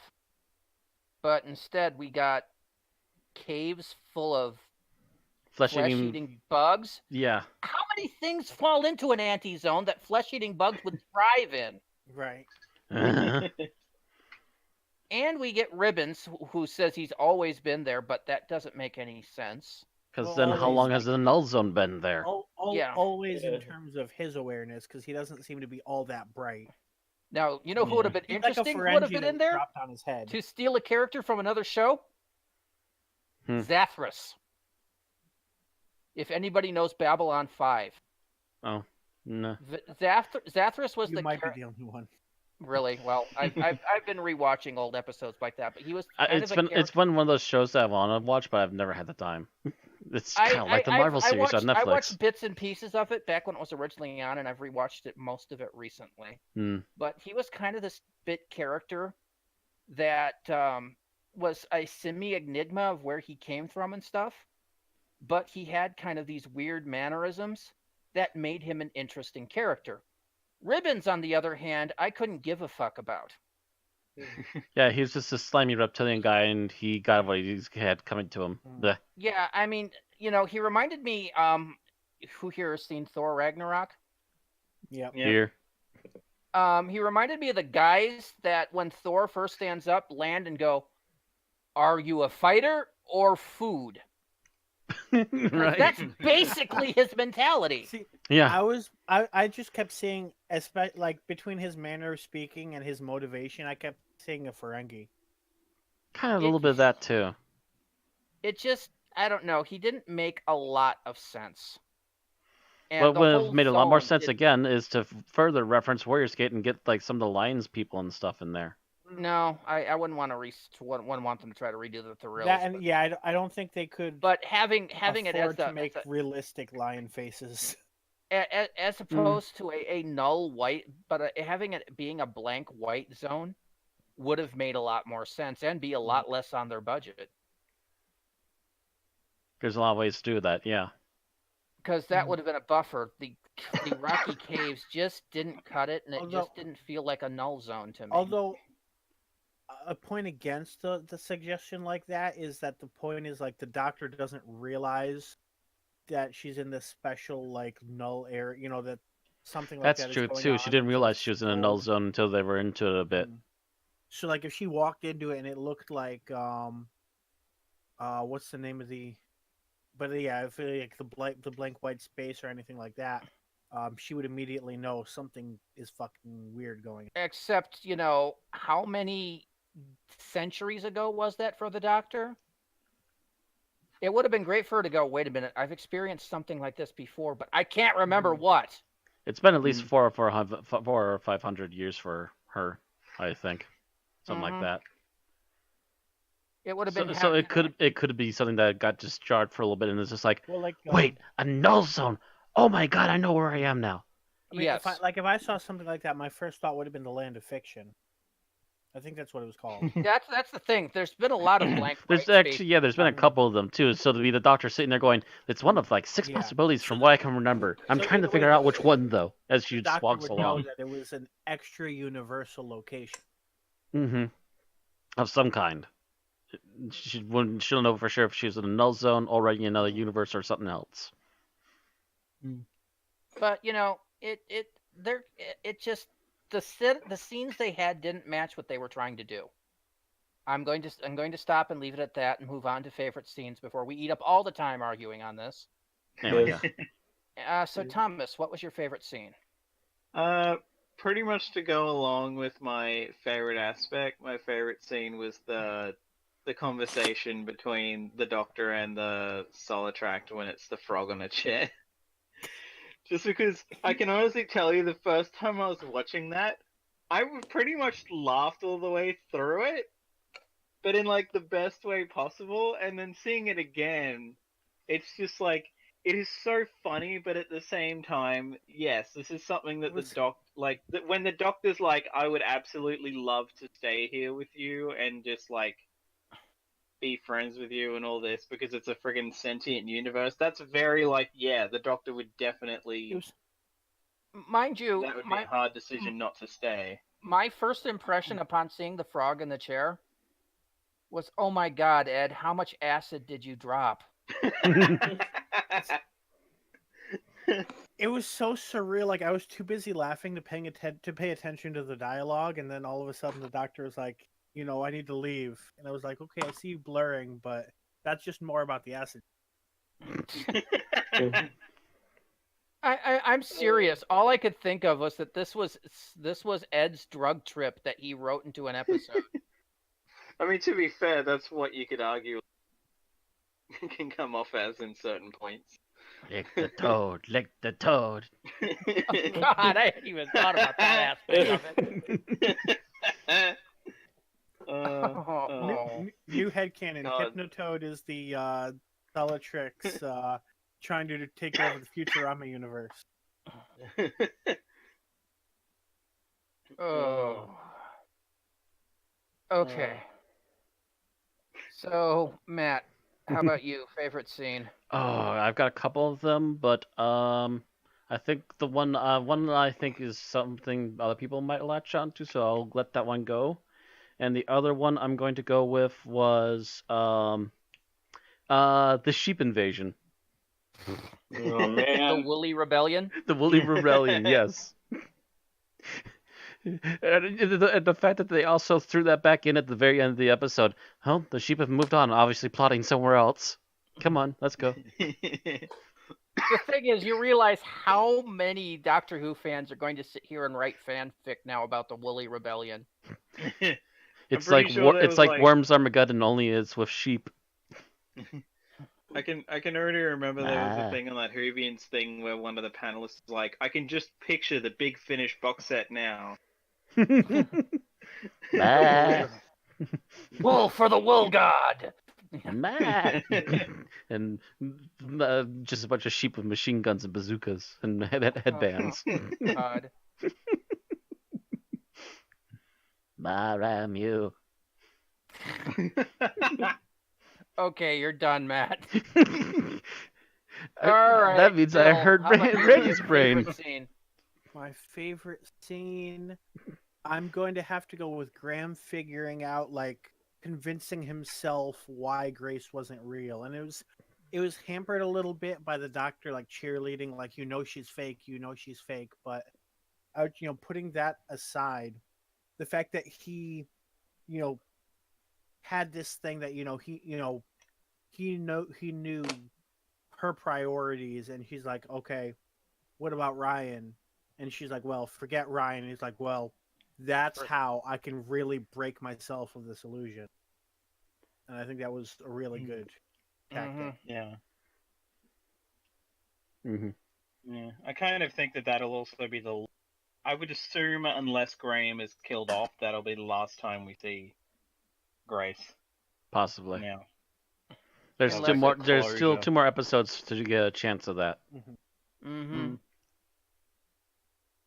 We'll see, because, this one was not a Chibnall episode, so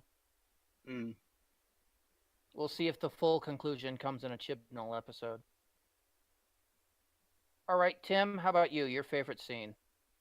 Okay, so some of my first 2 choices were already taken, but I did like the scene where the Doctor explains to Yaz what the Tesseract is. Not the Tesseract, the I'm sorry, I'm getting Holotrack? confused. The Am I Solotract. even saying it right? Solid track. Solid track, Right. yeah. Correct. To Yaz, and how she knows what the Solotract is from her grandmother, and Yaz's just reaction is like, your grandma told this when you were 5, and like, or only when I couldn't sleep. Well, you got to remember, especially if you add in the Big Finish fanon, Gallifreyan nursery rhymes are horrible things. So intelligent universes that were expelled into a pocket universe are small fry compared to some of the stuff. Yes, I mean, the Zagreus poem in particular, especially when Yeah. if Zagreus lives inside your head and eats you when you're sleeping, and this is a nursery rhyme. Although, that said, the fact that this Solid Track is a nursery rhyme or whatever makes the fact that the Doctor was shocked by the Divergent universe all the more weird, because it should have been like, oh, of course that's fucking what happened. What else would have happened? Well, there's a lot of Yeah. other reasons that could have happened too, that there's a pocket universe for some reason. It's just a matter of figuring out which reason.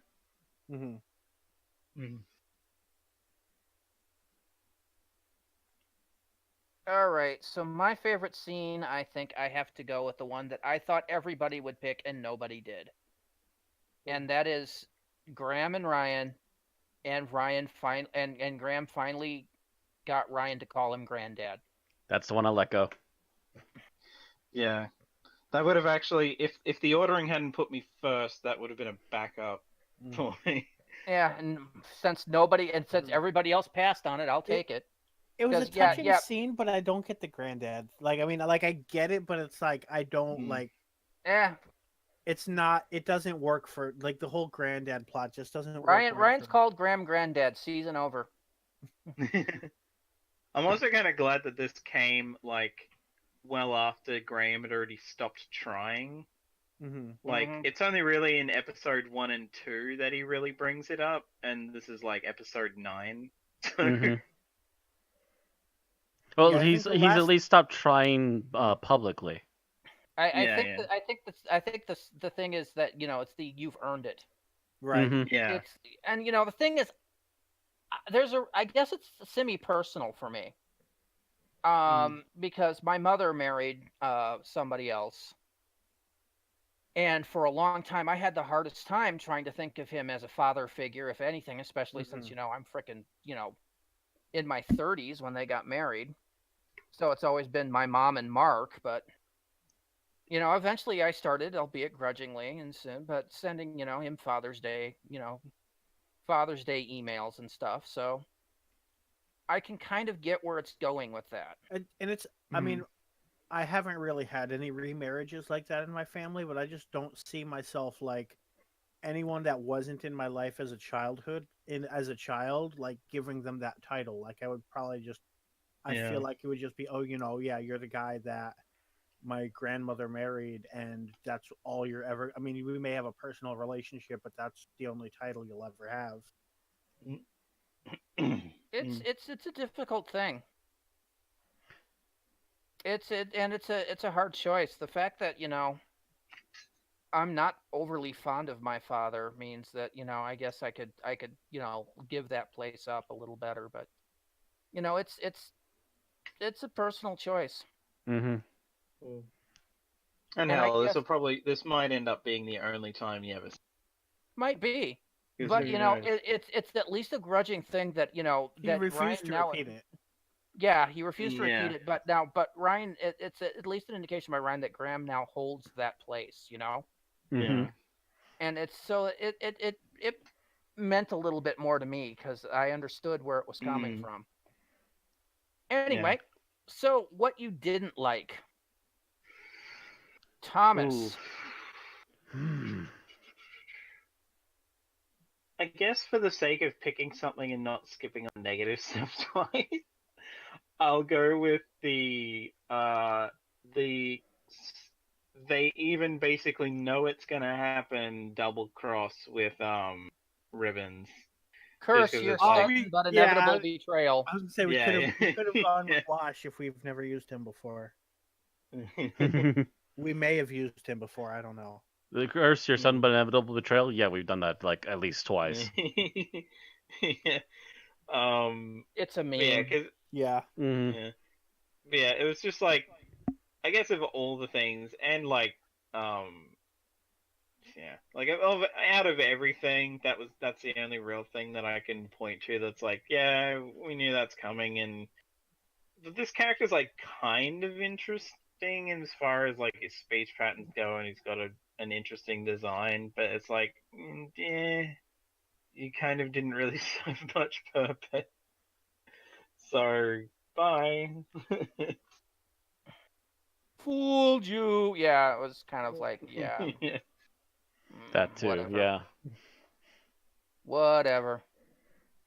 Yeah, I agree. Matt, how about you? What was your least favorite scene? This is gonna have to go to nitpicking again, but I was actually legit disappointed that there wasn't a monster outside. All of a sudden, I see him pulling at the wire. I'm like, you know, they didn't, and he walks outside, pulls out a speaker. Dang it! No help. Well, at least it wasn't a case of, oh, there is one, but it's actually just injured or something, and it's not.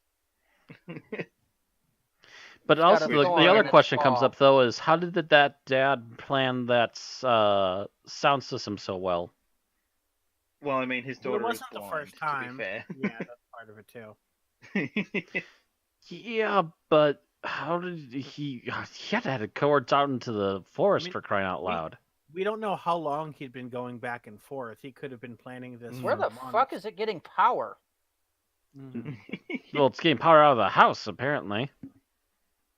Mm. And again, the Where cord's the so fuck- long how that the it goes fuck out to is the the house forest. getting That's got to be a power? hell of a long cord system. Mm. Yeah, I've seen big extension cords, but still. It's an isolated cabin in the woods. Where the fuck is it getting power? Actually, that's a good question. Where is it getting power? Because everything else was off, wasn't it? I don't think we ever this is all happening during the day as well, so we never even get to see if there would be any lights or Antizones whatever. probably generate a lot of power. Right. Throwing that out there.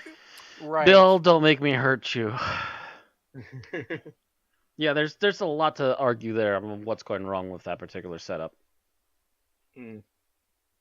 Now that I think of it. Like, it's almost a trope that this pocket universe is a source of infinite power if we plug things into it the right And way.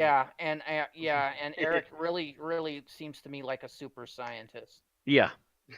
No, not at all. But He's the Reed Richards of Norway. but remember, his pocket universe is a sentient one that wants him to keep coming back. So therefore, if the frog can figure out how to give him power, frog will give him power. I don't even think it's supposed to be that advanced, Bill. I'm pretty sure it's supposed to be hooked up in the house, but again, the problem is that the house doesn't seem to have power. So how are the speakers going off? You're really pushing on thin there, Bill. Anyways. You're saying it's an option. Yeah. Anyways, okay. I think it is Bill's turn now for Bill's bad turn scene. for Okay. least favorite scene, yes. So this is kind of redeemed just by the sheer hilarity of it. But still, when the fucking universe turned into a frog, or I understand that. The Guardian, whatever fuck entity turned into a frog, I was just like, are you fucking shitting me? Well, what's worse is it's a frog with Grace's voice. Yes. Again, the other option was a penguin. But I'm like, it's this timeless entity, presumably like at least with the intelligence of like the celestial toy maker or something. And I just have to think of it. If it was a penguin, I would have a Monty Python joke for it. Actually, no. You know what it should have been? It should have been a mouse. That's a possibility too. All the jokes we're making, it should have been a fucking mouse. Would you like some tea? Well, no, the reason it chose a frog was apparently Grace liked frogs, so they were on her mind. Yeah. And it talked with Grace's voice because, people knew who Grace was. I still think it was a stupid idea. Even the doctor's like, you're a frog with Grace's voice. What? Yeah, you watch the doctor's hamster take a little stumble there. It took a stumble, then immediately corrected itself because it's like, oh, must be a Tuesday. It's like now, Bill, you should be a little more open. If the universe chooses to identify itself as a frog, let it identify itself as a frog. It's like someone had to come to the doctor and be like, listen, this was a production decision. Oh, I get it now. You wanted the actor to return. Like, while I can understand that there are plenty of people either hate it or just be like, what the fuck? I feel like this is one of the most Doctor Who things ever. It's one of the most Like, British there is just tongue-in-cheek moments ever in Doctor Who, yes. I don't feel it is Doctor Who. It is very Douglas Adams, though. Yeah. Yes. And Douglas Adams has left his footprint on the show. Yes, he has, but... So it's them having a Douglas Adams moment. Truly is, yes. But then again, I swear to God, Douglas did a lot of drugs, too. Well, he was alone in the Australian outback for a while, so you never know what he was up to. Okay. So, Tim, how about you? Your least favorite scene? The end of Ribbons. Because it seems like if he was there, if he had always been there, then it seems kind of random and arbitrary that he's always been there, then all of a sudden the moth the flesh-eating moths get him finally. Like, Well, that's because he had an extreme moment of greed, but yeah. Right. Mm. I mean, I still consider always been there to mean that's where he was born. He kind of materialized there and doesn't know anything else. But that doesn't necessarily mean that he's any different from any other denizens of that realm. yeah. How does this realm have denizens? Don't Where ask did moths come us. from? Ask the That I universe. can't answer. It's like, it's kind of a kick in the pants to like survive living with flesh-eating moths for like your whole life. Then one day it just One day you just get too greedy and get nibbled by I them. mean- Yeah, yeah. I mean, to be fair, we also don't know how long he's been alive. Mhm. that's also true. He could Could've just be only like been- fully grown, but he's only been there for like a day. Yeah, it could have only been there for as long as since they moved from Oslo. Mm. Which might have been about a week or two, depending. If you set up that extension cord in a week or two, let's not get there again. Let's not go over this again, because this still makes no sense. Moving on. So, all right. So my least favorite scene is any scene with the goddamn flesh-eating moths because they don't make sense. They make about as Uh, much sense as anything else in that place, so shrug. Mm. They're related to carnivores, obviously. Except for the fact that they eat flesh. How much flesh is there in a buffer space? Apparently, there must be a lot of creatures that need cleaned out. Because there were a fuck ton of moths. Mm-hmm. And apparently a They had crap fuck- ton of rats. Yeah, there was a Maybe crap they- ton of rats apparently Those too. Rats Yeah, as where well. did the rats come from?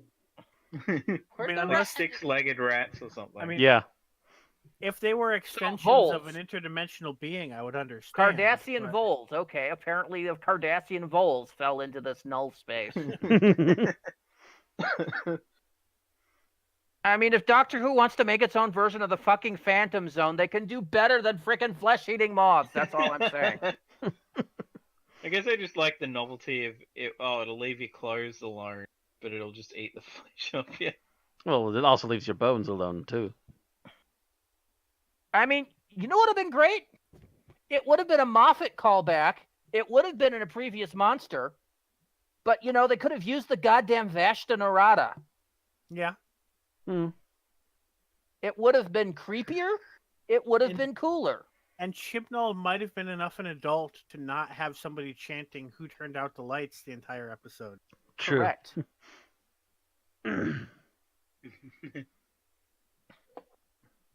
It would have been that would have been a lot creepier because that would have made a lot more sense, and I would have been, you know, I would have been less upset. But the moths were just stupid. They were stupid. The whole zone was stupid. Yeah. Stupid moths. All right. So it's 10-2. So let's go to our final thoughts. Thomas. I really feel that the episode's perfectly fine. There's nothing that I even like stuff we brought up. There's nothing that short of getting nitpicky I hate about it. There's a lot of stuff that's like, could take it or leave it. But I swear to God, the frog bit just like elevates it so much higher than it has any right to. To be honest. So I think you may like, stand alone on that. probably, yeah, but I swear to God that bit just got me so bad. So it's just like, yeah, that elevates it from like mediocrity to like, at the very least, awesomely bad. Like, even if you go that way, it's like flips around from being so ridiculous that it's amazing. No time lag.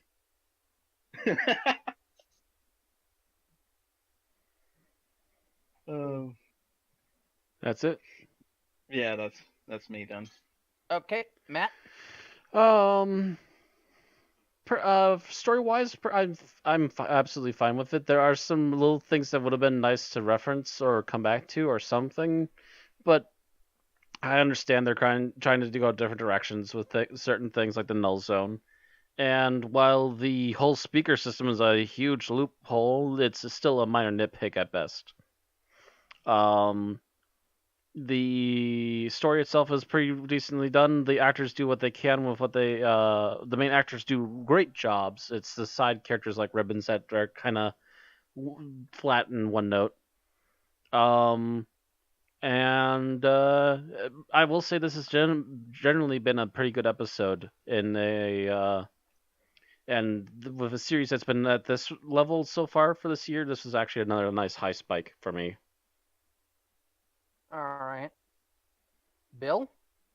So I saved this comment for the final thoughts because it's the kind that it's not really fair to consider as a negative point of the episode.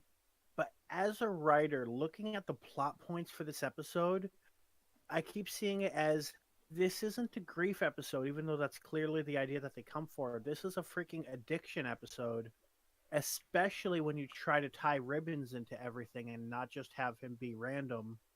But they didn't write it as an addiction episode, and it comes off disjointed again, especially with Ribbons' plot, because it has nothing to do with grief. And I don't even know how to wrap that up, because again, I can't just make it a complaint because the writer's the writer, but it kind of bothers me.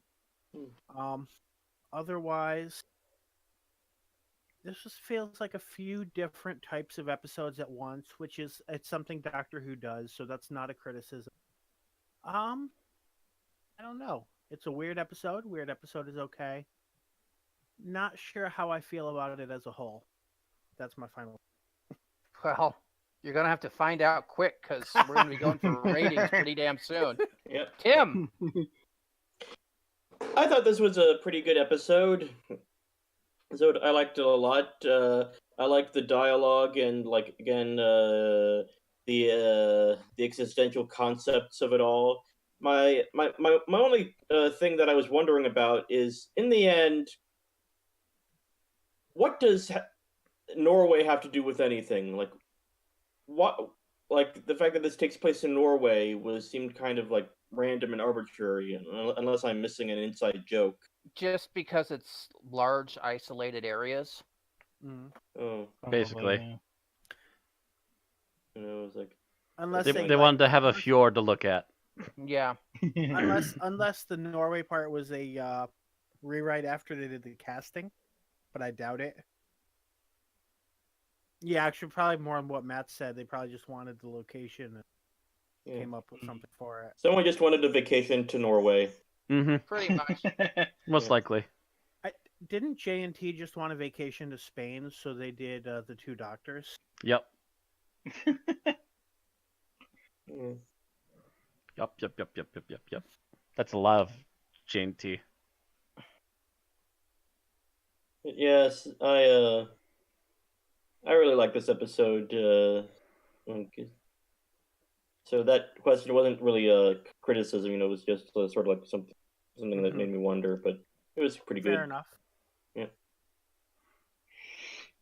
Is that everything, Tim? Yep. Okay. So this episode is kind of a disjointed drug trip. I can't really say anything else.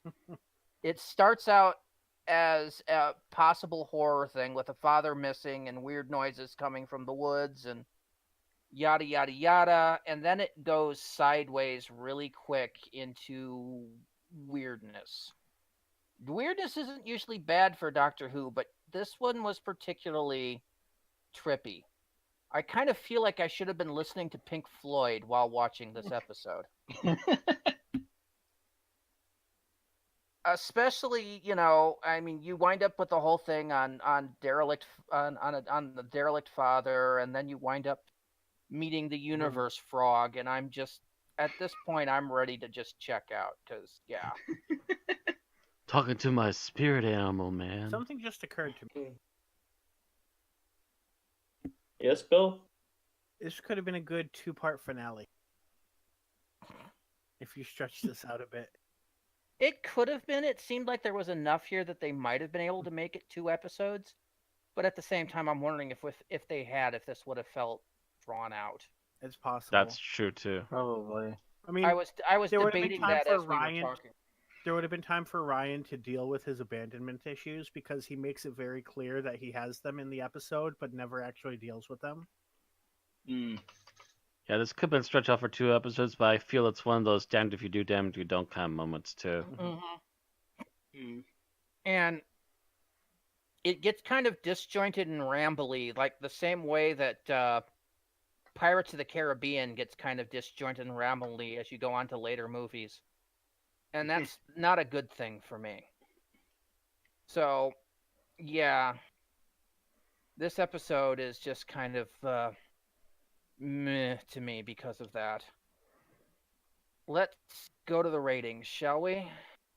Because I think this is going to be an interesting one, because Thomas apparently is going to rate it high. I Or am. is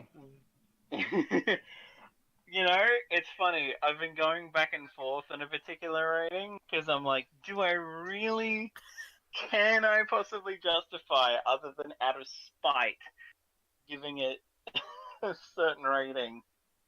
Well, you thus know far, what? Honestly, thus far this season, you have rated nothing lower than a 4. yeah. You've been having a good season. Honestly, considering literally the only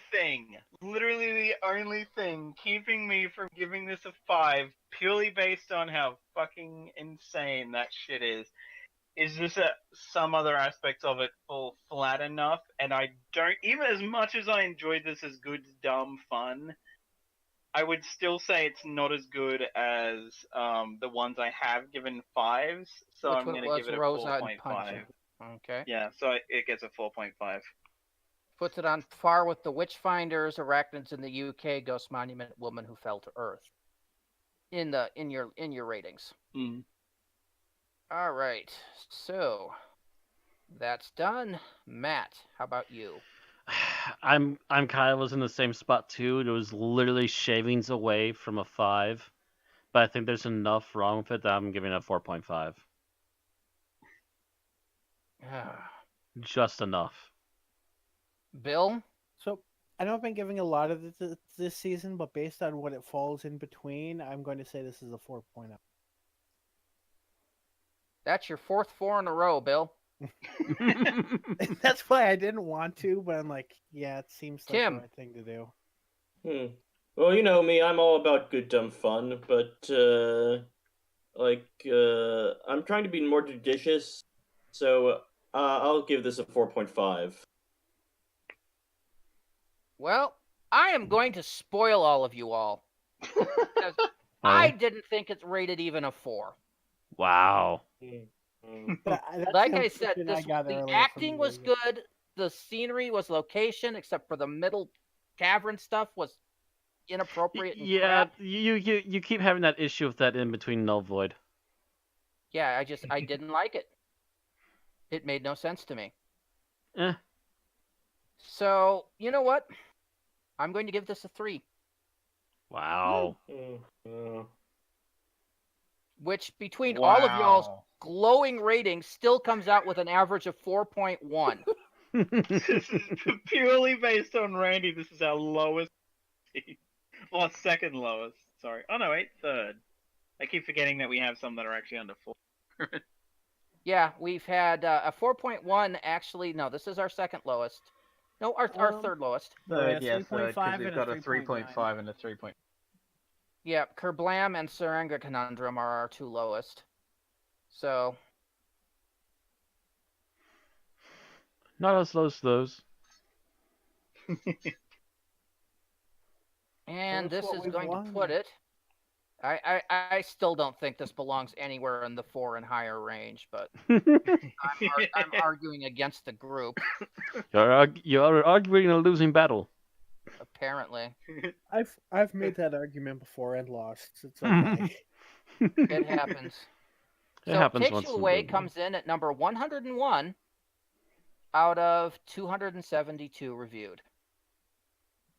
It is on par with Army of Ghosts Doomsday, Curse of Fatal Death, Mummy on the Orient Express, Under the Lake Before the Flood, State of Decay, Death to the Daleks, The Girl Who Died, Closing Time, The Pilot, The Daemons, and Oxygen.